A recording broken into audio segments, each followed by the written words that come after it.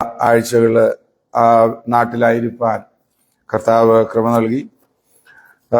എല്ലാ ദൈവമക്കളുടെയും പ്രാർത്ഥന ഞങ്ങൾക്ക് വളരെ സഹായകരമായിരുന്നു.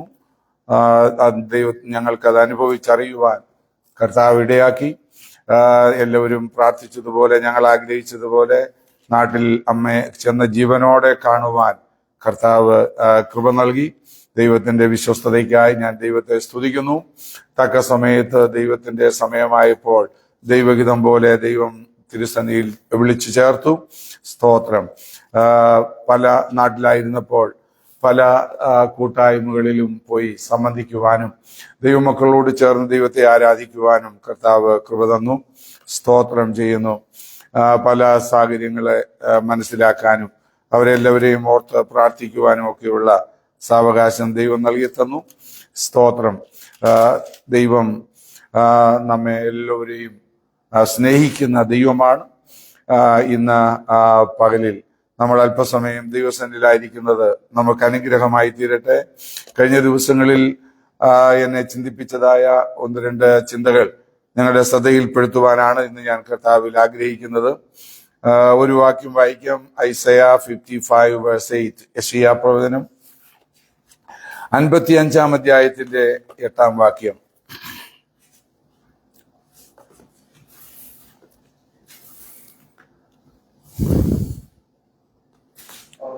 ക്ഷമിക്കും, എന്റെ വിചാരങ്ങൾ നിങ്ങളുടെ വിചാരങ്ങളല്ല, നിങ്ങളുടെ വഴികൾ എന്റെ വഴികളുമല്ല എന്ന് യഹോവ അരുളിച്ചെയ്യുന്നു. മതി.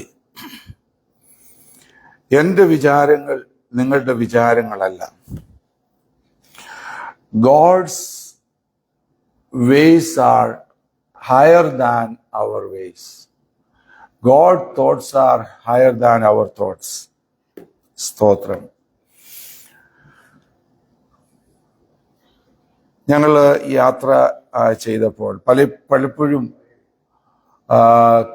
55:8 യെശയ്യാ പ്രവചനം 55-ാം അധ്യായത്തിന്റെ 8-ാം വാക്യമാണ് നമ്മൾ വായിച്ചത്. നമ്മൾ ഇന്ന് ആയിരിക്കുന്ന ഈ ലോകത്തിൽ നമ്മൾ ശ്രദ്ധിച്ചാൽ ഒരു കാര്യം നമുക്ക് മനസ്സിലാകും. ലോക മനുഷ്യർ, പാപികളായ മനുഷ്യർ ധാരാളം കാര്യങ്ങളൊക്കെ ചെയ്യുന്നുണ്ട്, വിചാരിക്കുന്നുണ്ട്. എന്നാൽ ദൈവം എല്ലാം ആ ദൈവത്തിന്റെ ഉദ്ദേശപ്രകാരം നടത്തുന്നു എന്നുള്ളതാണ് വാസ്തവം. ഒരു കാര്യം യാത്ര ചെയ്യുമ്പോൾ നമുക്ക് കാണാൻ കഴിയുന്നത്, അല്ലെങ്കിൽ ഞങ്ങൾ കണ്ടത്, പ്ലെയിനിന്റെ സൈഡിലും എയർപോർട്ടിലുമൊക്കെ എഴുതി വെച്ചിരിക്കുന്ന ആ ഒരു വേർഡ്, വൺ വേൾഡ്. അപ്പോൾ സുശീല പെട്ടെന്ന് തന്നെ ശ്രദ്ധിപ്പിച്ചു, നോക്കിക്ക് എഴുതിയിരിക്കുന്നത് വൺ വേൾഡ്.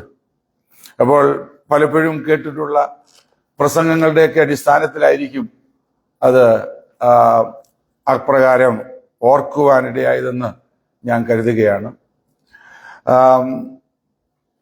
ലോക മനുഷ്യരെല്ലാവരും വളരെ കാര്യമായി പ്ലാൻ ചെയ്തുകൊണ്ടിരിക്കുന്ന ഒന്നാണ് വൺ വേൾഡ് സിസ്റ്റം. അപ്പം ഈ വൺ വേൾഡ് സിസ്റ്റം എന്ന് പറയുന്നത് ലോക മനുഷ്യരുടെ ബുദ്ധിയിൽ ഉരുത്തിരിഞ്ഞതായ ഒന്നല്ല. ദൈവത്തിന്റെ പ്ലാന് അത് തന്നെയായിരുന്നു എന്ന് നമുക്ക് തിരുവചനത്തിലൂടെ മനസ്സിലാക്കുവാൻ കഴിയും. എന്നാൽ ആ ദൈവത്തിന്റെ പ്ലാനിനെ ഈ പാപികളായ മനുഷ്യർ അവരുടെ പദ്ധതിയും പ്ലാനും ഉപയോഗിച്ച് ഇങ്ങനെ നടപ്പിൽ വരുത്തുവാനായിട്ട് ശ്രമിക്കുന്നു. അത് കാണുമ്പോൾ പെട്ടെന്ന് എൻ്റെ ഹൃദയത്തിലേക്ക് വന്നത് ഇപ്രകാരമാണ്.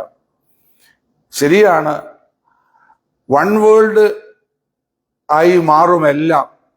പക്ഷേ ആ മനുഷ്യരുടെ, പാപികളായ മനുഷ്യരുടെ വിചാരത്തിനനുസരിച്ചല്ല, അവരുടെ പദ്ധതിക്കും പ്ലാനിനും അനുസരിച്ചല്ല, ദൈവത്തിന്റെ ഉന്നതമായ നിലയിൽ ദൈവം അത് നടപ്പാക്കുമെന്ന് തിരുവചനത്തിലൂടെ എനിക്ക് കാണുവാൻ കഴിഞ്ഞു, അല്ലെങ്കിൽ മനസ്സിലാക്കുവാൻ കഴിഞ്ഞു. ഇന്ന് നമ്മൾ അതിനെക്കുറിച്ചാണ് ചിന്തിക്കുവാൻ പോകുന്നത്. നാം എഫേസ്യ ലേഖനത്തിൽ വായിക്കുന്നുണ്ടല്ലോ, ദൈവത്തിന്റെ ഇഷ്ടം എന്താണ്? സ്വർഗത്തിലുള്ളതും ഭൂമിയിലുള്ളതുമെല്ലാം പിന്നെയും ക്രിസ്തുവിൽ ഒന്നാക്കി തീർക്കുക എന്നുള്ളത് ദൈവത്തിന്റെ പദ്ധതിയാണ്, ദൈവത്തിന്റെ പ്ലാനാണ്. ആദിയിൽ അങ്ങനെയായിരുന്നു. ഒരു വേദഭാഗം നമുക്ക് തിരുവചനത്തിൽ അനേക കാര്യങ്ങൾ പല നിലകളിൽ നമുക്ക് പല സംഭവങ്ങളിലൂടെ അത് മനസ്സിലാക്കുവാൻ കഴിയും.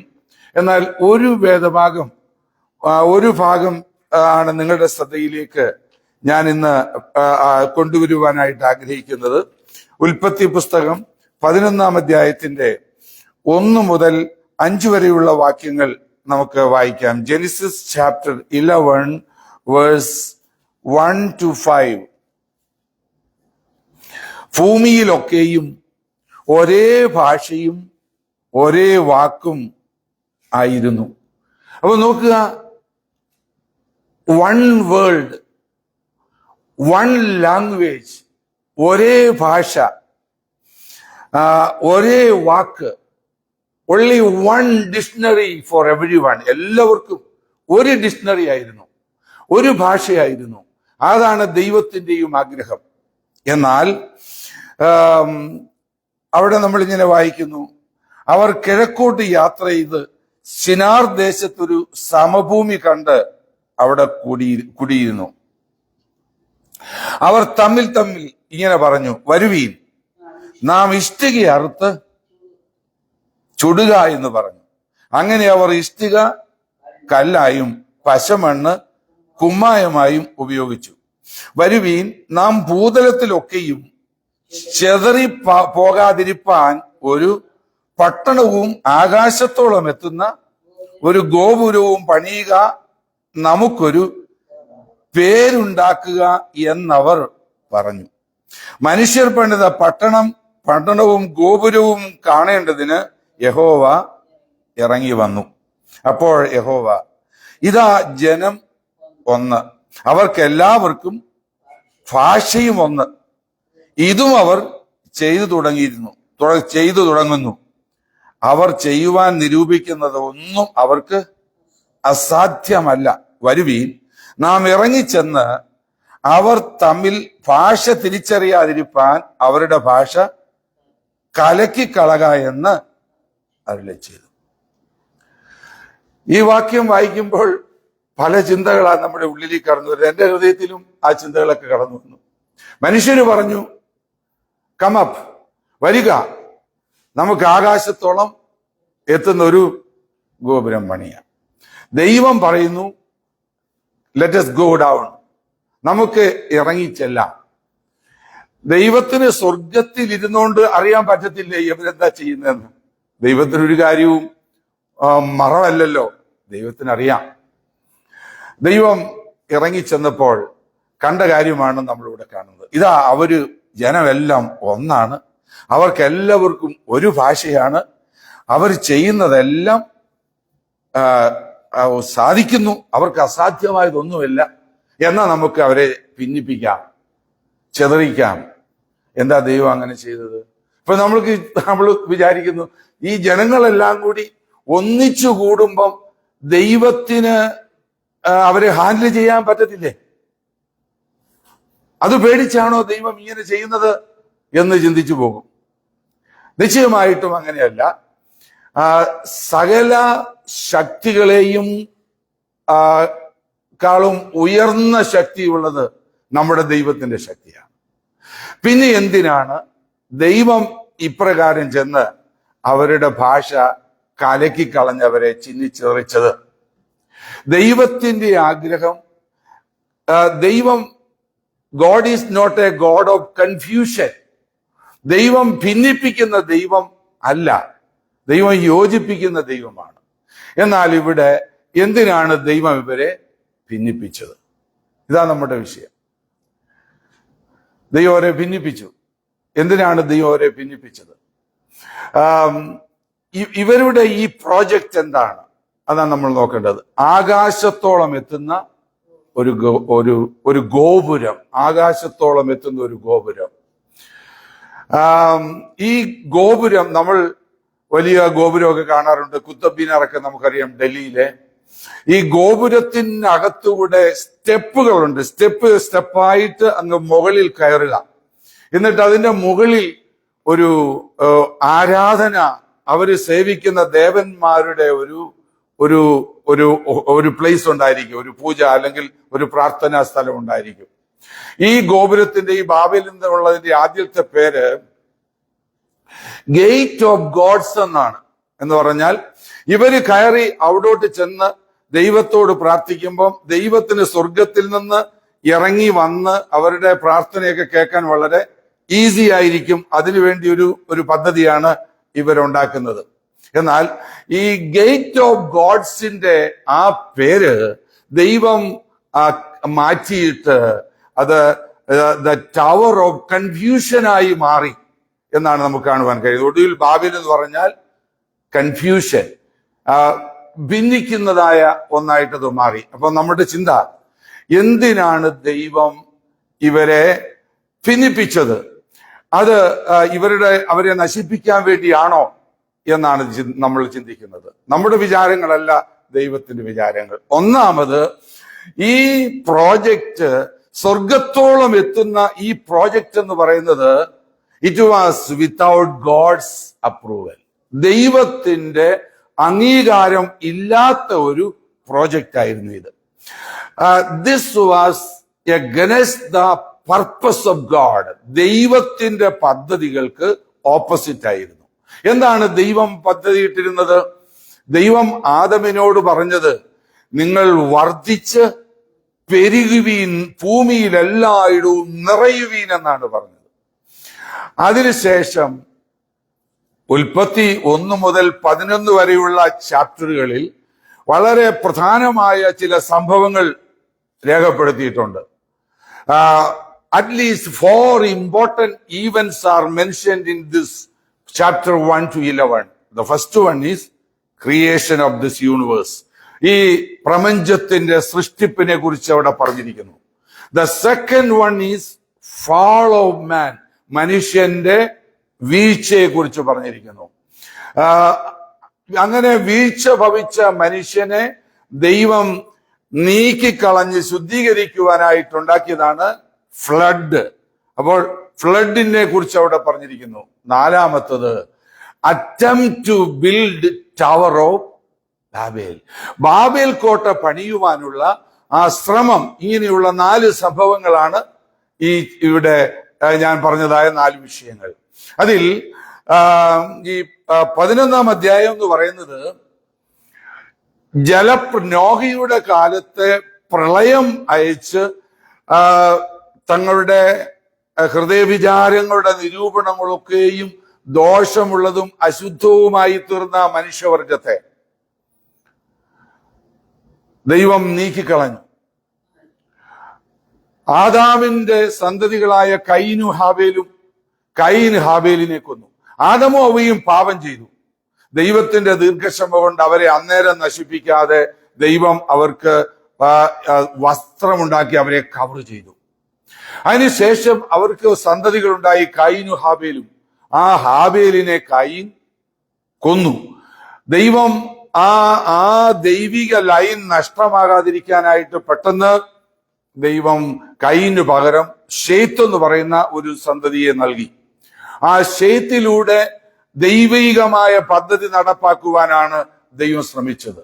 എന്നാൽ സേത്തിന്റെ സന്തതികളും ദൈവമില്ലാത്ത കയീന്റെ സന്തതികളും തമ്മിൽ വിവാഹബന്ധത്തിൽ ഏർപ്പെട്ട് പിന്നെയും അശുദ്ധമായി തീർന്നതിന്റെ ഫലമായിട്ട് ദൈവം പ്രളയം അയച്ച് ഭൂമിയെ ശുദ്ധീകരിച്ചു. പക്ഷേ നോഹയ്ക്ക് യഹോവയുടെ കൃപ ലഭിച്ചു. നോഹയും കുടുംബത്തെയും രക്ഷിക്കുവാൻ ദൈവം പ്ലാൻ ചെയ്തു. അതിനുശേഷവും പ്രളയത്തിൽ നിന്ന് രക്ഷപ്പെട്ടതായ നോഹ മുന്തിരിത്തോട്ടമുണ്ടാക്കുകയും വീഞ്ഞു കുടിക്കുകയും ദൈവത്തിന് ഇഷ്ടമില്ലാത്ത കാര്യങ്ങളൊക്കെ ചെയ്യുകയൊക്കെ ചെയ്തു. അതിനുശേഷം ഭൂമിയിൽ ഈ നോഹയുടെ തലമുറകൾ ഷേം, ഹാം, യാഫീത്ത് എന്നിവരിലൂടെ ഭൂമിയിൽ പുരുഷാരം പിന്നെയും വർദ്ധിച്ചു വരുവാനിടയായി തീർന്നു. അങ്ങനെയുള്ള ആ കാലഘട്ടത്തിൽ ദൈവം പറഞ്ഞത്, ഈ പ്രളയത്തിന് ശേഷം വീണ്ടും ദൈവം ആദമിനോടും അവയോടും പറഞ്ഞ പ്രോമിസ് റിപ്പീറ്റ് ചെയ്തു. chapter 9 verse 7. ആകയാൽ നിങ്ങൾ സന്താനപുഷ്ടിയുള്ളവരായി പെരുകുവീൻ, ഭൂമിയിൽ അനവധിയായി പെറ്റുപെരുകുവീൻ. ഇതായിരുന്നു ദൈവത്തിന്റെ ആഗ്രഹം. എന്നാൽ ഈ ഹാമിന്റെ സന്തതികൾ ഒരുവനായ കൂശിന്റെ വംശത്തിൽപ്പെട്ട നിമ്രോദ് എന്ന് പറയുന്ന ഒരുത്തൻ, അവൻ കൂടിയിരുന്ന ഒരു സ്ഥലത്ത് ഇവരെല്ലാവരും കൂടി, അവൻ പണിത പട്ടണത്തിൽ ഇവരെല്ലാവരും കൂടി ഒരുമിച്ച് കൂടി അവിടെയാണ് ഇവരൊരു ടവർ ഉണ്ടാക്കുവാൻ ശ്രമിച്ചത്. പക്ഷെ ഇതൊരു സമഭൂമിയായിരുന്നു. ഇറ്റ് വാസ് ഒരു ഒരു ഒരു ഒരു സമഭൂമിയായ സ്ഥലമായിരുന്നു. There was no hills, mountains. അവിടെ മലകളോ കുന്നുകളോ ഒന്നുമില്ലായിരുന്നു, അവിടെ പാറകളൊന്നുമില്ലായിരുന്നു.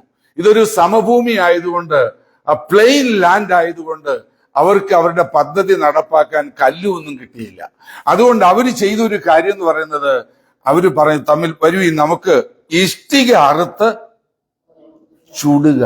അപ്പൊ ഈ ഇഷ്ടിക അത് സൂര്യന്റെ പ്രകാശത്തിൽ വെച്ച് ഉണക്കി കെട്ടുന്നവരുണ്ട്.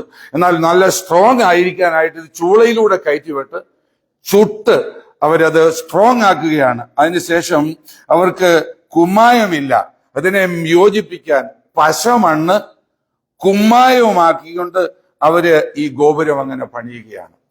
ദൈവം ഇവരുടെ ആ ഐക്യത കണ്ടിട്ട്, ഇവര് പണിയുന്ന വലിയ ഗോപുരം കണ്ടിട്ട് പേടിച്ചൊന്നുമല്ല ഇറങ്ങി വന്ന് ഇവരെ ചിതറിച്ചത്. അതിന്റെ കാരണം ഇതാണ്, ഇവര് ഇപ്രകാരം ദൈവത്തിന് വിരോധമായിട്ട്, ദൈവത്തിന്റെ പദ്ധതിക്ക് വിരോധമായ ഒരു പദ്ധതി ഉണ്ടാക്കി ജനങ്ങളെ എല്ലാവരെയും യോജിപ്പിച്ച് മുമ്പോട്ട് പോകുവാണെങ്കിൽ അവരുടെ ഹൃദയവിചാരങ്ങളുടെ നിരൂപണങ്ങൾ ദോഷമുള്ളതായി മാറും.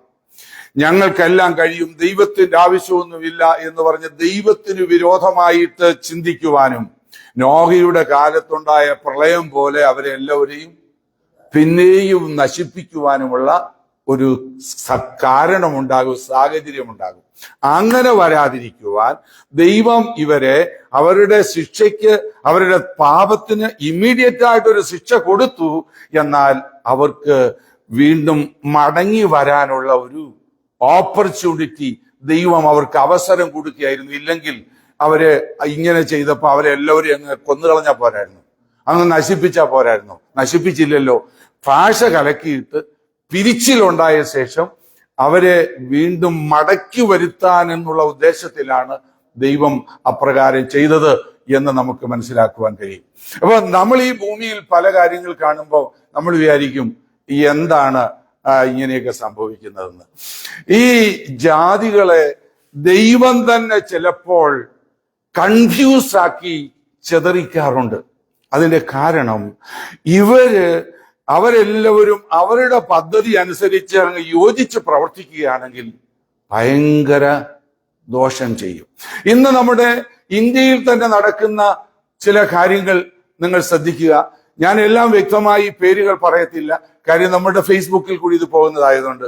ഒരു കാര്യം നിങ്ങൾക്കറിയാമല്ലോ, വളരെ ദുഃഖകരമായ നിലയിലാണ് ക്രിസ്ത്യാനികളെ, ദൈവമക്കളെ ഉപദ്രവിച്ച് അവരെ കൊണ്ട് മറ്റ് ദൈവങ്ങളുടെ പേര് പറയിച്ച് അവരുടെ പുറമെല്ലാം അടിച്ച് തകർത്ത്, അവരുടെ സ്ത്രീകളെ ഉപദ്രവിച്ച്, ചർച്ചുകൾ ഉപദ്രവിച്ച്, കത്തിച്ച്, ബൈബിളെല്ലാം കത്തിച്ച്, അങ്ങനെ അവര് പ്രവർത്തിച്ചുകൊണ്ടിരിക്കുകയാണ്.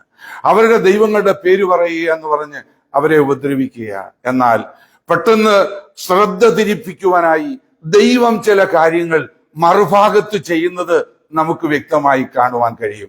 അതിന്റെ കാരണം ഈ ജാതികളെ തമ്മിൽ ദൈവം ഭിന്നിപ്പിക്കുക. കാര്യം ഇവരിങ്ങനെ യോജിച്ചാൽ ദൈവമക്കളെ മുഴുവൻ ഇവര് നശിപ്പിക്കും. അതിനുവേണ്ടി ദൈവം ചില കാര്യങ്ങളൊക്കെ ചെയ്യുന്നുണ്ട് എന്നുള്ളതാണ് ഞാൻ മനസ്സിലാക്കുന്നത്. നാം ദൈവത്തിന്റെ വചനത്തിൽ കാണുന്നുണ്ടല്ലോ, എന്റെ വിചാരങ്ങളല്ല നിങ്ങളുടെ വിചാരങ്ങൾ, എന്റെ വഴികളല്ല നിങ്ങളുടെ വഴികൾ, നിങ്ങളുടെ വിചാരങ്ങളെക്കാളും വഴികളെക്കാളും ഉന്നതമാണ് എന്റെ വഴികൾ എന്നോർത്ത് നമ്മൾ ശാന്തമായിരിക്കുക. ഒരു അനർത്ഥത്തെക്കുറിച്ചും നമ്മൾ സന്തോഷിക്കുന്നില്ല. നാട്ടിലായിരുന്നപ്പോൾ ഞങ്ങൾക്ക് മനസ്സിലാക്കുവാൻ കഴിഞ്ഞ പല കാര്യങ്ങളുണ്ട്. ധാരാളം സൂയിസൈഡ് അറ്റംപ്റ്റുകളാണ്. മനുഷ്യർ അവരുടെ ജീവൻ ഒരു വിലയും കൊടുക്കാതെ കുഞ്ഞുങ്ങളുമായി റെയിൽവേ പാളത്തിൽ ചെന്ന് ചാകുക, കുഞ്ഞുങ്ങളുമായി ആറ്റിൽ ചാടി ചാകുക, ക്രൂരമായി മനുഷ്യരെ, ധനവാന്മാരായ മനുഷ്യരെ ക്രൂരമായി കൊന്ന് അവരെ ഉപദ്രവിക്കുക, യാതൊരു വിധത്തിലും സമാധാനമില്ലാതെ സ്വസ്ഥതയില്ലാതെ മനുഷ്യരിങ്ങനെ വലയുന്ന ഒരു സാഹചര്യത്തിലാണ് നമ്മളുടെ രാജ്യമായിരിക്കുന്നത്. ഇതൊക്കെ കാണുമ്പോൾ നമ്മൾക്ക് ദുഃഖമുണ്ട്. നമ്മൾ ദൈവത്തോട് പ്രാർത്ഥിക്കുക, ദൈവമേ നമ്മുടെ രാജ്യത്തെ വിടുവിക്കണമേ എന്ന്. അതല്ലാതെ നമുക്കൊന്നും ചെയ്യുവാൻ കഴിയത്തില്ല. ഇതിന്റെ കാരണം ആ അന്യ ദൈവങ്ങളുടെ പേര് വിളിച്ച് അവരെ വർഷിപ്പ് ചെയ്ത് അവരെ പ്രോത്സാഹിപ്പിക്കുകയാണ്, അവരെ അങ്ങ് ഉയർത്തുകയാണ്. ആ ദൈവങ്ങൾക്ക് ചെയ്യാൻ ഇതല്ലാതെ പിന്നെ എന്താ ഒക്കുന്നത്? ആ ദൈവങ്ങളെ അവർ പ്രോത്സാഹിപ്പിക്കുന്നത് കൊണ്ട് ദൈവങ്ങൾ ഇങ്ങനെയൊക്കെ ചെയ്യിക്കുകയാണ്. എന്നാൽ ജീവനുള്ള ദൈവത്തെ സേവിക്കുന്നവർ എത്രയോ ഭാഗ്യവാന്മാരാണെന്ന് നമ്മൾ ഓർക്കണം. നമ്മൾ ആരുമല്ല പ്ലാൻ ചെയ്തത് ഇന്ന വീട്ടിൽ നാം ജനിക്കണമെന്ന്. ദൈവമാണ് അതെല്ലാം ക്രമീകരിക്കുന്നത്. ഈ പറഞ്ഞ പാർട്ടികളെ പോലുള്ള ഒരാളുടെ വീട്ടിലാണ് നമ്മൾ ജനിച്ചതെങ്കിൽ നമ്മുടെ ഗതി എന്തായിരിക്കും? നമ്മളും അത് തന്നെയാ ചെയ്യാൻ പോകുന്നത്. എന്നാൽ ദൈവത്തിന്റെ ദയയാൽ ദൈവം നമ്മെ അതിൽ നിന്ന് വിടുവിച്ചതോർത്ത് നമ്മൾ നന്ദിയോടെ ദൈവത്തെ സ്തുതിക്കണം. ഇവിടെ നോക്കുക, ഈ മനുഷ്യർ ചെയ്യുന്നത്, അവരുടെ ആഗ്രഹം സ്വർഗത്തോളം എത്തണം. ദൈവത്തിന്റെയും ആഗ്രഹം അതല്ലേ? എല്ലാ മനുഷ്യരും സ്വർഗത്തിൽ എത്തണമെന്നല്ലേ ദൈവം ആഗ്രഹിക്കുന്നത്? അവരുടെ ആഗ്രഹം എല്ലാവരും ഒന്നായിരിക്കണം. ദൈവത്തിന്റെയും ആഗ്രഹം അതല്ലേ? എല്ലാവരും ഒന്നായിരിക്കണമെന്ന്. പിന്നെ എന്താണ് ഇവിടെ വ്യത്യാസം? ദൈവത്തിന്റെ വഴികളല്ല മനുഷ്യന്റെ വഴികൾ എന്നാണ് നമുക്ക് കാണുവാൻ കഴിയുന്നത്. ദൈവം എങ്ങനെയാണ് പ്ലാൻ ചെയ്തത്? മനുഷ്യര് അവരുടെ പ്ലാൻ അനുസരിച്ച് ഇഷ്ടിക കല്ലായും കളിമണ്ണ് കുമ്മായമായും ചേർത്ത് സ്വർഗത്തോളം എത്തുവാനായിട്ട് ഗോപുരം പണിഞ്ഞ് ദൈവത്തെ പ്രസാദിപ്പിക്കുവാൻ ശ്രമിക്കുമ്പോൾ ദൈവം ഇറങ്ങി വന്ന് ദൈവം ചെയ്യുന്ന പദ്ധതി എന്ന് പറയുന്നത്, ദൈവം തന്നെ മനുഷ്യനായിട്ട് വന്ന് ആ കർത്താവായ യേശുക്രിസ്തു സ്വർഗത്തിലേക്ക് മനുഷ്യവർഗത്തിന്റെ പാപങ്ങൾക്കെല്ലാം പരിഹാരം വരുത്തിയ ശേഷം സ്വർഗത്തിൽ നിന്നും പരിശുദ്ധാത്മാവിനെ അയച്ചു തന്ന് ആ പരിശുദ്ധാത്മാവിനാൽ എല്ലാ മനുഷ്യരുടെയും പാപബോധം വരുത്തി അവർക്ക് പാപപരിഹാരം ഉണ്ടാക്കിയ ശേഷം അവരെ സ്വർഗത്തിൽ എത്തിക്കുക എന്നുള്ളത് ദൈവത്തിന്റെ വിചാരമാണ്, ദൈവത്തിന്റെ പദ്ധതിയാണ്. നിങ്ങളുടെ സൽപ്രവൃത്തികൾ കൊണ്ടല്ല, നിങ്ങളുടെ പദ്ധതികളും പ്ലാനുകളും അനുസരിച്ചല്ല. ദൈവത്തിനൊരു പദ്ധതിയുണ്ട്, ദൈവത്തിനൊരു പ്ലാനുണ്ട്. അത് ദൈവം മനുഷ്യ വേഷത്തിൽ ഈ ഭൂമിയിലേക്ക് വന്നു, പാപബോധം വരുത്തി ആ യേശുവിനെ വിശ്വസിച്ച് രക്ഷിതാവും കർത്താവുമായി സ്വീകരിക്കുക, ആ യേശുവിൽ കൂടെ ലഭിക്കുന്ന പരിശുദ്ധാത്മാവിനെ പ്രാപിച്ച് ആ സ്വർഗത്തിൽ എത്തുക എന്നുള്ളത് ആണ് ദൈവത്തിന്റെ പ്ലാൻ. എല്ലാവരെയും ഒന്നിപ്പിക്കുന്നത് ദൈവത്തിന് വിരോധമായുള്ള പദ്ധതികൾ ചെയ്തല്ല. പൗലോസ് പറഞ്ഞു, കർത്താവായ യേശുക്രിസ്തുവിലൂടെ അവൻ നമ്മെ നിരപ്പിച്ചു. ആ പാപമില്ലാത്തവനെ നമുക്ക് വേണ്ടി പാപമാക്കിയിട്ട് നമ്മെ ദൈവത്തോട് നിരപ്പിച്ചു. ആ നിരപ്പിന്റെ ശുശ്രൂഷ ദൈവം നമുക്ക് നൽകിയിരിക്കുന്നു. നാം ദൈവത്തിൽ ഇങ്ങനെയാ വായിക്കുന്നത്. ഗലാത്യ ലേഖനം 3-ാം അധ്യായത്തിന്റെ 27-ാം വാക്യം ഒന്ന് വായിച്ചു നോക്കുക. നമുക്കവിടെ എന്താ കാണുവാൻ കഴിയുന്നത്? ഗലാത്യർ 3-ന്റെ 27-ാം വാക്യത്തിൽ നാം ഇങ്ങനെയാ കാണുന്നത്, കർത്താവായ യേശുക്രിസ്തുവിൽ ക്രിസ്തുവിനോട് ചേരുവാൻ സ്നാനമേറ്റവരായ നാം എല്ലാവരും ക്രിസ്തുവിനെ ധരിച്ചിരിക്കുന്നു. പിന്നെ അതിൽ യഹൂദനും യവനുമെന്നില്ല, ദാസനും സ്വതന്ത്രനുമെന്നില്ല, ആണും പെണ്ണുമെന്നില്ല, നിങ്ങളെല്ലാവരും ക്രിസ്തുയേശുവിൽ ഒന്നത്രേ. ദൈവത്തിന്റെ ആഗ്രഹം എല്ലാവരെയും ഒന്നാക്കുക. സ്തോത്രം. നമ്മൾ സങ്കീർത്തനത്തിൽ വായിച്ചു, സകല ജാതികളും അവനെ സ്തുതിക്കും. എങ്ങനെയാ സകല ജാതികളും സ്തുതിക്കുന്നത്? സകല ജാതികൾക്കും വിവിധ ഭാഷകളല്ലേ. അവരെല്ലാവരും കൂടി വന്ന് അങ്ങോട്ട് സ്തുതിക്കാൻ തുടങ്ങിയ ഓരോരുത്തരുടെ ഭാഷയിൽ അങ്ങ് സ്തുതിച്ചാൽ അത് ആകെ കൺഫ്യൂഷൻ ആകത്തില്ല, ആർക്കെങ്കിലും മനസ്സിലാകുമോ? എന്നാൽ ദൈവത്തിന്റെ പദ്ധതി എന്ന് പറയുന്നത് നമ്മളെല്ലാവരും ക്രിസ്തുവേശുവിൽ ഒന്നാണ്. നമ്മെ ഒന്നാക്കി തീർക്കുക എന്നുള്ളതാണ് ദൈവത്തിന്റെ പദ്ധതി എന്ന് നമുക്ക് വ്യക്തമായി മനസ്സിലാക്കുവാൻ കഴിയും.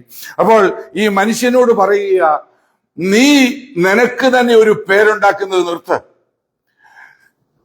ദൈവം ശേത്തിന്റെ വംശത്തിൽപ്പെട്ട അബ്രഹാമിനെ തെരഞ്ഞെടുത്ത ശേഷം പറഞ്ഞു, ഞാൻ നിനക്കൊരു പേരുണ്ടാക്കും, ഞാൻ നിന്നെ വലിയവനാക്കും, I will make you great. വരിക, നമുക്കൊരു പട്ടണം പണിയാം, നമുക്കൊരു പേരുണ്ടാക്കാം, നമുക്ക് ഒരുമിച്ചിരിക്കാം എന്ന് മനുഷ്യര് പ്ലാൻ ചെയ്ത് ദൈവത്തിനെതിരായി ചിന്തിക്കുമ്പോൾ ദൈവം ആഗ്രഹിക്കുന്നത് കർത്താവായ യേശുക്രിസ്തുവിൽ വിശ്വസിച്ച് അവന്റെ വചനങ്ങൾ അനുസരിച്ച് സ്നാനമേൽക്കുകയും പാപമോചനം പ്രാപിച്ച് പരിശുദ്ധാത്മാഭിഷേകം പ്രാപിച്ച് എല്ലാവരും ക്രിസ്തുവിൽ ഒന്നായി തീരുകയും ചെയ്യുക. ഇനി പദ്ധതി രണ്ടും നിവർത്തിയാകും. ഇവിടെ വൺ വേൾഡ് സിസ്റ്റം എന്ന് പറയുന്നത് നിശ്ചയമായും നിലവിൽ വരും, അതും നടപ്പാകും. ദൈവവചനം വ്യക്തമായി നമുക്ക് പഠിക്കുവാൻ കഴിയുന്നുണ്ട്. അതെങ്ങനെയാ സംഭവിക്കാൻ പോകുന്നത്? അതിന്റെ സൂത്രധാരകൻ നിമ്രോദാന്ന് നമുക്കറിയാം. അതിന്റെ പ്രവർത്തനങ്ങളെല്ലാം ഇന്ന് നടന്നുകൊണ്ടിരിക്കുകയാണ്. ഒടുവിൽ ഇത് ബാബേലിന്റെ ആ പണി, ബാബിലോൺ എന്ന് പറയുന്ന വെളിപ്പാട് പുസ്തകം 17-18 അധ്യായങ്ങളിൽ പറഞ്ഞിരിക്കുന്ന ആ വലിയ മഹാനഗരത്തിൽ അത് എത്തിച്ചേരും. അങ്ങനെ ഈ വേൾഡ് മുഴുവനും ഒരു വൺ വേൾഡ് സിസ്റ്റത്തിൽ വരും. പക്ഷെ അത് എതിർ ക്രിസ്തുവിന്റെ ആ ലീഡർഷിപ്പിലായിരിക്കും, അവന്റെ ആ പണിയിൽ കൂടി ആയിരിക്കും നടക്കുന്നത്. എന്നാൽ ദൈവം വെച്ചിരിക്കുന്ന വ്യവസ്ഥ എന്ന് പറയുന്നത് കർത്താവായ യേശുക്രിസ്തുവിനെ ലോകത്തിലേക്ക് അയച്ച് കർത്താവായ യേശുക്രിസ്തുവിലൂടെ വിശ്വസിച്ച് പാപമോചനം പ്രാപിച്ച് എല്ലാവരെയും ക്രിസ്തുവിൽ ഒന്നാക്കി തീർക്കുക എന്നുള്ളത് ദൈവത്തിന്റെ പദ്ധതിയാണ്. അങ്ങനെ ഒന്നാക്കി തീർക്കുവാൻ വന്ന ദൈവം പറഞ്ഞു, നീ ഒരു ഗോപുരം പണിഞ്ഞ് നിന്റെ പേര് വലുതാക്കണ്ട, ഞാൻ നിനക്ക് വേറൊരു പദ്ധതി തരികയാണ്. I will build my church, ഞാൻ എന്റെ സഭയെ പണിയും. നീ അതിനകത്തുകൂടെ പ്രവർത്തിച്ച് ദൈവത്തിനു വേണ്ടി പ്രവർത്തിക്കുക. അപ്പോൾ ദൈവം നിന്നെ ക്രിസ്തുവിൽ ഒന്നാക്കും. എല്ലാവരെയും, അതിൽ വിശ്വസിക്കുന്ന എല്ലാവരെയും ഒന്നാക്കും. അവര് ആ ഒരേ ഭാഷയിൽ ദൈവത്തെ സ്തുതിക്കുമെന്ന് ദൈവവചനത്തിൽ കൂടെ ദൈവം അവരോട് ഓർപ്പിച്ചു. അതാണ് നമ്മൾ വെളിപ്പാട് പുസ്തകം 7-ാം അധ്യായത്തിന്റെ 9-ാം വാക്യത്തിൽ വായിക്കുന്നത്. ഇങ്ങനെയാണ്, റെവലേഷൻ ചാപ്റ്റർ 7 വേഴ്സ് 9 എന്താ നമ്മൾ വായിക്കുന്നത്? ദൈവത്തിന്റെ വിചാരപ്രകാരമുള്ള പദ്ധതി ദൈവം നടപ്പാക്കും. എങ്ങനെയാ നടപ്പാക്കുന്നത്? വെളിപ്പാട് 7-ന്റെ 9-ാം വാക്യത്തിൽ ഇങ്ങനെ വായിക്കുന്നു, അതിന്റെ ശേഷം സകല ജാതികളിലും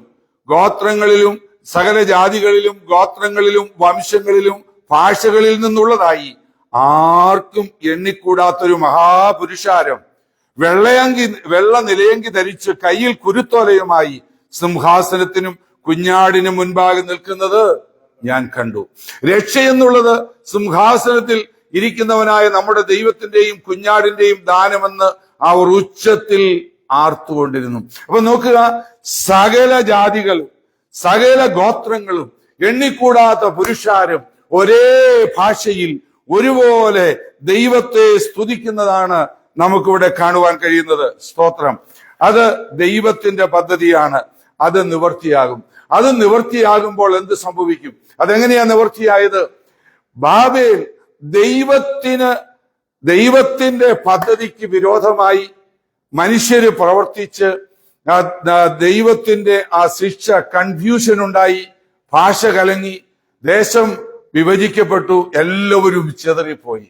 എന്നാൽ ഈ കേഴ്സ് ദൈവം ബ്ലെസ്സിംഗ് ആയിട്ട് മാറ്റുന്ന ഒരു സംഭവം നമുക്ക് കാണുവാൻ കഴിയും. കർത്താവായ യേശുക്രിസ്തു ലോകത്തിലേക്ക് കടന്നു വന്നത് ഞാൻ ഓർപ്പിച്ചല്ലോ. മനുഷ്യവർഗത്തിന്റെ പാപത്തിന് പരിഹാരത്തിനായിട്ട് കർത്താവായ യേശുക്രിസ്തു ക്രൂശിൽ യാഗമായി. ആ യേശു ഉയർത്തെഴുന്നേറ്റു. 3-ാം ദിവസം ഉയർത്തെഴുന്നേറ്റ കർത്താവ് തന്റെ ശിഷ്യന്മാർക്ക് പ്രത്യക്ഷമായി. അവരോട് പറഞ്ഞു, പരിശുദ്ധാത്മാവിനെ പ്രാപിക്കെന്ന് പറഞ്ഞ് പരിശുദ്ധാത്മാവിനെ അവർക്ക് ഊതി കൊടുത്തു. ഉയർത്തെഴുന്നേറ്റ കർത്താവിന്റെ പ്രോമിസും കമാൻഡ്മെന്റുമായിരുന്നു പരിശുദ്ധാത്മാവിനെ പ്രാപിക്കുക എന്നുള്ളത്. ആ പരിശുദ്ധാത്മാവിനെ പ്രാപിക്കുവാനായിട്ട് നിങ്ങൾ കാത്തിരിക്കണമെന്ന് അവരോട് പറഞ്ഞു. അവര് പെന്തക്കോസ്ത് നാളിൽ എല്ലാവരും ഒരുമനപ്പെട്ട് പ്രാർത്ഥിക്കുവാനായി കൂടി വന്നു. അതിനകത്ത് യേശുവിന്റെ അമ്മ മറിയ പോലും ഉണ്ടായിരുന്നു. ലോകത്തിൽ ആർക്കെങ്കിലും ഈ പരിശുദ്ധാത്മാഭിഷേകത്തിന് വേണ്ടി കാത്തിരിക്കേണ്ടതായിട്ടുണ്ടെങ്കിൽ അത് യേശുവിന്റെ അമ്മ മറിയ മാത്രമേ ഉണ്ടായിരുന്നുള്ളൂ. കാരണം എന്താണ്? യേശുവിന്റെ അമ്മ മറിയ പരിശുദ്ധാത്മാവിനാൽ ഗർഭിണിയായാണ് യേശുവിനെ പ്രസവിച്ചത്. ആ മറിയ എലിസബത്തിന്റെ അരികിലേക്ക് ചെന്നപ്പോൾ അവളൊന്ന് ഗ്രീറ്റ് ചെയ്തതേ ഉള്ളൂ. അപ്പോഴേക്കും എലിസബത്ത് പരിശുദ്ധാത്മാവിൽ നിറഞ്ഞവളായി തീർന്നു. അങ്ങനെ ആ പരിശുദ്ധാത്മാവിന്റെ പ്രവൃത്തി ഉണ്ടായിരുന്ന മറിയയ്ക്ക് കാത്തിരിക്കേണ്ട ആവശ്യമുണ്ടായിരുന്നു. പക്ഷേ മറിയയും ഒരുമനപ്പെട്ട് പരിശുദ്ധാത്മാവിന്റെ ആ നിറവിനു വേണ്ടി, അഭിഷേകത്തിനു വേണ്ടി കാത്തിരുന്നു എന്ന് നമ്മൾ വായിക്കുന്നു. അങ്ങനെ ആ പെന്തക്കോസ്ത് നാൾ വന്നപ്പോൾ, അല്ലെങ്കിൽ 50-ാം ദിവസം, പഴയ നിയമത്തിലെ ഒരു പെരുന്നാളാണല്ലോ 50-ാം ദിവസത്തെ പെരുന്നാൾ. അത് നിഴലു മാത്രമായിരുന്നു. അതിന്റെ പൊരുളായിട്ട് പെന്തക്കോസ്ത് നാളിൽ 50-ാം ദിവസം അവരെല്ലാവരും കാത്തിരുന്നപ്പോൾ, ഒരുമനപ്പെട്ട് പ്രാർത്ഥിച്ചപ്പോൾ, അവരുടെ ഇടയിലെ ആ ക്രമീകരണങ്ങളെല്ലാം അവർ ചെയ്ത് ക്രമത്തിലാക്കിയപ്പോൾ ദൈവത്തിന്റെ പരിശുദ്ധാത്മാവ് ഇറങ്ങി വന്നു. ഉച്ചരിച്ചുകൂടാത്ത ഞരക്കങ്ങളാൽ അവരെല്ലാവരും ദൈവത്തെ സ്തുതിച്ചു. പിളർന്നിരിക്കുന്ന അഗ്നിനാവുകൾ അവർക്ക് പ്രത്യക്ഷമായി. അന്യഭാഷകളിൽ അവര് ദൈവത്തെ ആരാധിച്ചു. വിവിധ ഭാഷക്കാരായ, അനേക ഭാഷക്കാരായ ആളുകൾ പെരുന്നാളിന് യെരൂശലേമിൽ കൂടിയിരുന്നു. അവർ ഈ മുഴക്കവും ശബ്ദവും കേട്ടപ്പോൾ അവരെല്ലാവരും കൂടെ ഓടിക്കൂടി. ഓടിക്കൂടിയപ്പോൾ ഇവര് പറയുന്നത് എന്താണ്? അവര് ദൈവത്തിന്റെ നന്മകളെ, ദൈവത്തെ പുകഴ്ത്തുകയാണ് അന്യഭാഷകളിൽ. കേട്ടിരുന്നവർക്ക് എല്ലാവർക്കും അത് തിരിച്ചറിയുവാൻ കഴിഞ്ഞെന്ന് അവരെല്ലാവരും തിരിച്ചറിഞ്ഞു. അപ്പോൾ ബാബിലോണിൽ ദൈവത്തിന്റെ പദ്ധതിക്ക് വിരോധമായിട്ട് പണിയുകയും, ഗോപുരം പണിയുകയും, അവരുടേതായ പ്ലാൻ അനുസരിച്ച്, പ്രവൃത്തികൾ അനുസരിച്ച് സ്വർഗത്തിൽ പോകുവാനുള്ള ക്രമീകരണങ്ങളൊക്കെ ചെയ്തപ്പോൾ അത് ദൈവത്തിന് വിരോധമാകിയാൽ ദൈവം അതിനെ കൺഫ്യൂസ് ചെയ്ത് ശിക്ഷിച്ചു കളഞ്ഞു. എന്നാൽ ദൈവം കർത്താവായ യേശുക്രിസ്തുവിനെ ഈ ലോകത്തിലേക്ക് അയച്ചു. യേശു ഒരു വലിയ ഒരു പണി തുടങ്ങി. ആ പണി എന്ന് പറഞ്ഞാൽ, ഞാൻ എന്റെ സഭയെ പണിയും, പാതാള ഗോപുരങ്ങൾ അതിനെ ജയിക്കുകയില്ല, അത് നിങ്ങൾ ചെയ്യാനാണ് ദൈവം അവരോട് പറഞ്ഞത്. അങ്ങനെ ആ കർത്താവ് തന്റെ സഭ പണിയാൻ തുടങ്ങി.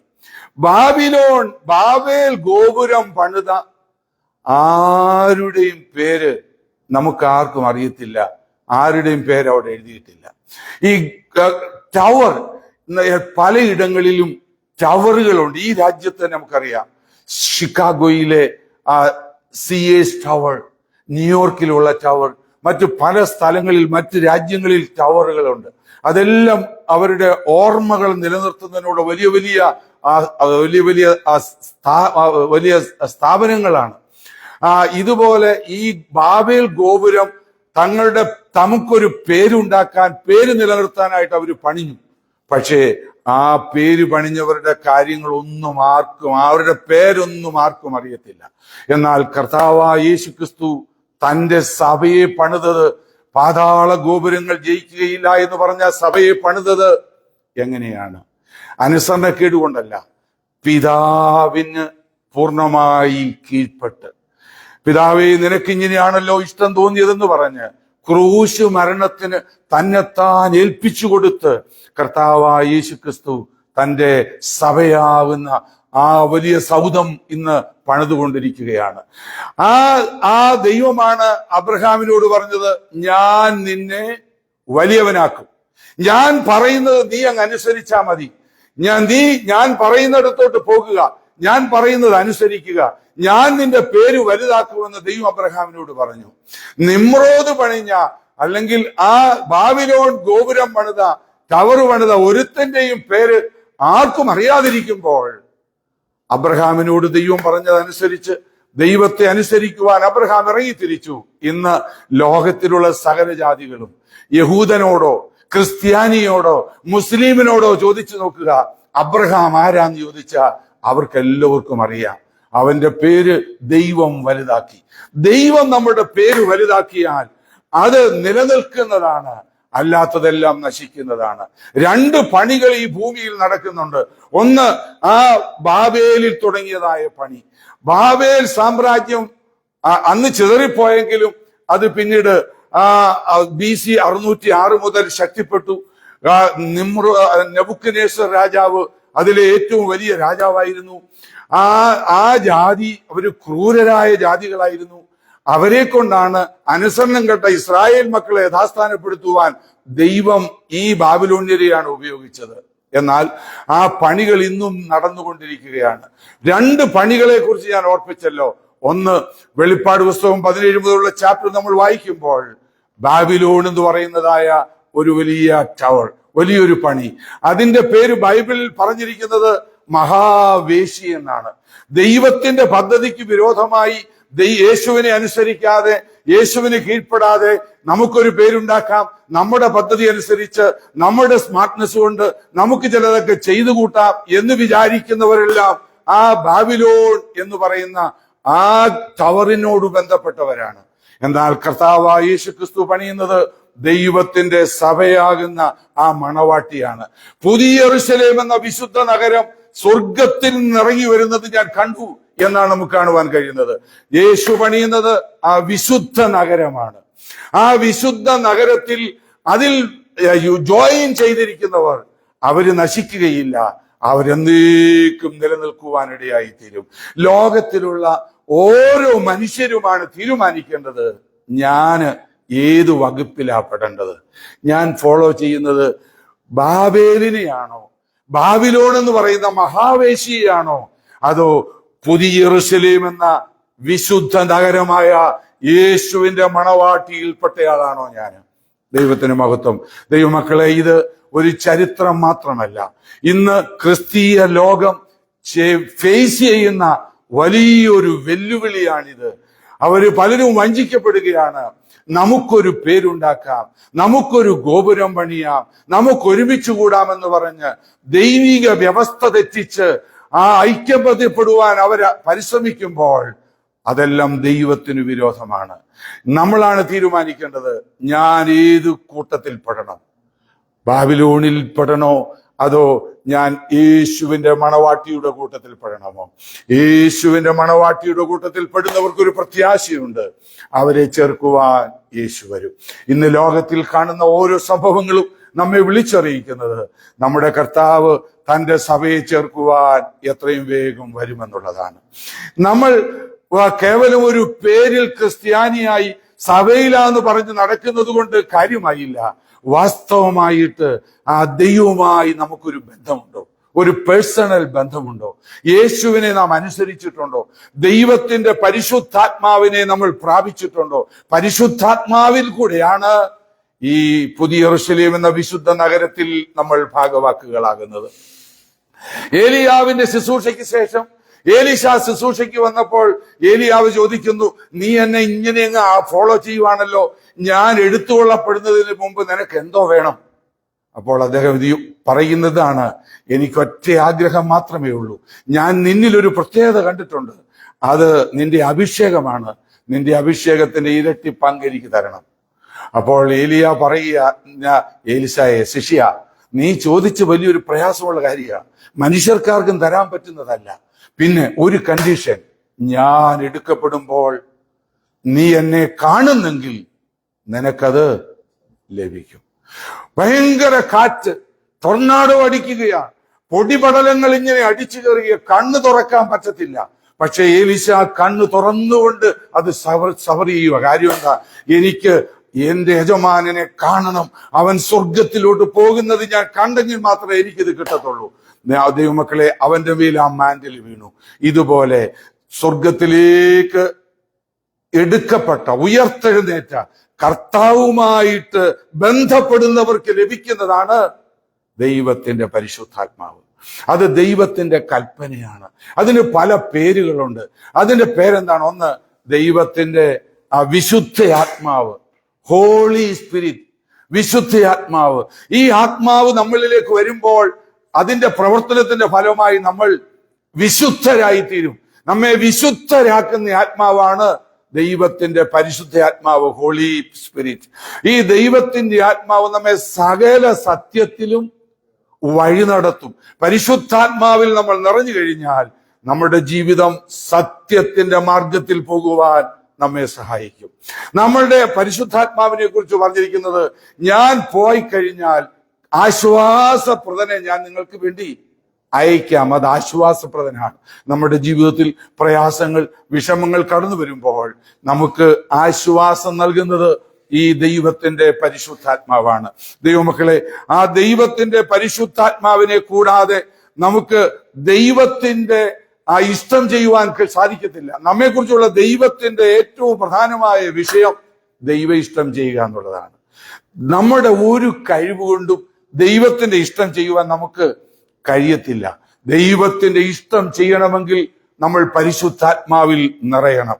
നമ്മൾ ദൈവത്തിന്റെ സ്വഭാവമുള്ളവരായി മാറണമെങ്കിൽ ദൈവത്തിന്റെ ആത്മാവ് നമ്മളിൽ വസിച്ച് നമ്മളുടെ മൂടുപടം നീങ്ങി പാപമിട്ട, ലോകമിട്ട, പാരമ്പര്യമിട്ട മൂടുപടം നീങ്ങിയിട്ട് നമ്മുടെ മുഖത്ത് ആ കർത്താവിന്റെ തേജസ്സിനെ നാം പ്രതിബിംബിക്കുന്നവരായി തീരണമെങ്കിൽ എന്തു വേണം? ദൈവത്തിന്റെ പരിശുദ്ധാത്മാവിന്റെ ആ നിറവ് നമുക്ക് വേണം. അപ്പോൾ ദൈവം ആഗ്രഹിക്കുന്നത് നമ്മെ പരിശുദ്ധാത്മാവിൽ നിറച്ച് യേശുവുമായി നിരപ്പ് പ്രാപിച്ച് സ്വർഗത്തിൽ എത്തിക്കുക എന്നുള്ളതാണ്. മനുഷ്യന്റെ കാര്യങ്ങൾ, സൽപ്രവർത്തികൾ ചെയ്ത്, നൊയമ്പ് നോക്കി, വേറെ ഏതെങ്കിലും മാർഗങ്ങൾ ഉപയോഗിച്ച് സ്വർഗത്തിൽ എത്താമെന്ന് ശ്രമിക്കുന്നെങ്കിൽ അതെല്ലാം വെറും കളിമണ്ണ് ഇഷ്ടികയായിട്ടും പശമണ്ണ് കുമ്മായമായിട്ടും ചേർത്ത് പണിയുന്ന മനുഷ്യരുടെ പണി മാത്രമാണ്. അതൊന്നും നിലനിൽക്കുന്നതല്ല, അതെല്ലാം നശിച്ചു പോകുന്നതാണ്. നിലനിൽക്കുന്ന പണി ദൈവസഭയുടെ പണിയാണ്. ആ ദൈവസഭയുടെ പണിയിൽ നമ്മെ ചേർക്കുന്നത് ദൈവത്തിന്റെ പരിശുദ്ധാത്മാവാണ്. പരിശുദ്ധാത്മാവ് നമ്മെ ക്രിസ്തുവിൽ ഒന്നാക്കി തീർക്കും. ലോകത്തിലുള്ള സകല മനുഷ്യരും, വിശ്വാസികളായ സകല മനുഷ്യരും ക്രിസ്തുവിൽ ഒന്നായിത്തീരും. ഒരേ ഭാഷ, ഒരേ ഭാഷയിൽ അവരെല്ലാവരും ദൈവത്തെ ആരാധിക്കും. ആ സുദിനമാണ് വരുവാൻ പോകുന്നത്. ഈ തിരുവചനം കേൾക്കുമ്പോൾ എനിക്ക് ഓർപ്പിക്കുവാൻ, താഴ്മയോട് ഓർപ്പിക്കുവാനുള്ളത്, ആ ഗണത്തിൽ നിങ്ങൾ കാണുമോ? സകല ജാതികളും ദൈവത്തെ ഒരേ ഭാഷയിൽ ദൈവത്തെ സ്തുതിക്കുമ്പോൾ അവരുടെ കൂട്ടത്തിൽ നമ്മൾ കാണുമോ? അതോ നശിച്ചു പോകുന്ന ആ മഹാവേശി എന്ന് പറയുന്ന ബാബിലോൺ നശിച്ചു പോകുന്നതിന്റെ കൂട്ടത്തിൽ നമ്മളായിത്തീരുമോ? ബാബിലോണിന്റെ ശാപം പെന്തക്കോസ്ത് നാളിലെ അനുഗ്രഹത്താൽ അനുഗ്രഹമായി മാറി. അന്യഭാഷയിൽ അവർ ദൈവത്തെ ആരാധിച്ചപ്പോൾ കേൾക്കുന്നവർക്കെല്ലാം അത് മനസ്സിലാകുവാനിടയായി തീർന്നു. നമ്മുടെ ശാപം മാറിയിട്ടുണ്ടോ? നമ്മൾ ക്രിസ്തുവേശുവിൽ ഒന്നായിട്ടുണ്ടോ? നമ്മൾ ആ ദൈവ സഭയാകുന്ന ആ വലിയ പണിയിൽ നമ്മൾ ചേർന്നിട്ടുണ്ടോ? അതിനായിട്ട് ദൈവം നമ്മെ സഹായിക്കട്ടെ. സമയം അതിവേഗം മുമ്പോട്ട് പോകുകയാണ്. യേശുവിന്റെ കാഹളം ധ്വനിക്കാറായി. അവന്റെ മണവാട്ടിയായ സഭയെ ചേർക്കുവാൻ യേശു വരാറായി. വിശുദ്ധ നഗരമെന്ന പുതിയ യെരൂശലേം ഇറങ്ങി വരും. ആ കൂട്ടത്തിൽ നമുക്ക് കാണണം. അതിനായിട്ട് ദൈവമായ കർത്താവ് നമ്മെ സഹായിക്കട്ടെ. ഈ വചനങ്ങളാൽ ദൈവം നമ്മെ അനുഗ്രഹിക്കട്ടെ. ആമേൻ.